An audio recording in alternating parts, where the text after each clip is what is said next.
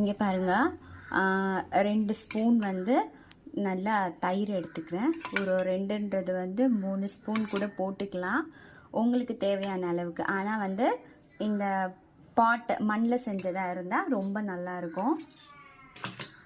அடுத்து கொத்தமல்லி தழை, புதினா,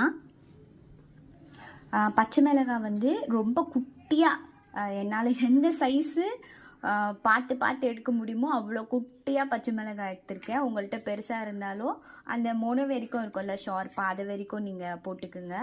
அடுத்து வந்து இந்துப்பு, நான் ஒரு சில இதுக்கு வந்து இந்துப்பு யூஸ் பண்ணுவேன். ஸோ இந்துப்பு போட்டிருக்கேன். நெக்ஸ்ட்டு வந்து ஸ்பெஷல் நம்ம இந்த பானை தண்ணி எடுத்துக்கலாம்.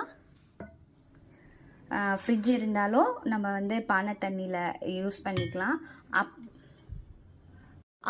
ஆரோ வாட்டர் நம்ம யூஸ் பண்ணாலும் நான் இதில் ஃபில் பண்ணி சில இது போட்டு வச்சுக்குவேன் குடிக்கிற மாதிரி. அப்புறம் இங்கே பாருங்கள், தண்ணி வந்து இது ஃபுல்லாகவே ஊற்றலாம். பார்த்தீங்களா?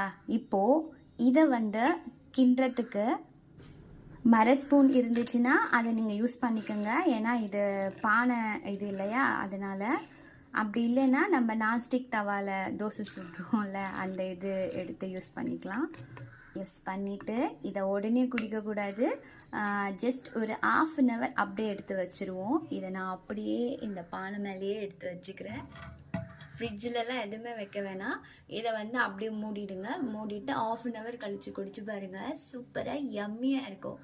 இதை நீங்கள் காலையிலேயே ரெடி பண்ணி வச்சுட்டு ஆஃப்டர்நூன் லஞ்செல்லாம் முடித்த பிறகு ஒரு 1 hour கழித்து கூட நீங்கள் வந்து இதை குடிக்கலாம். உடல் சூட்டை வந்து அப்படியே தணிக்கும்.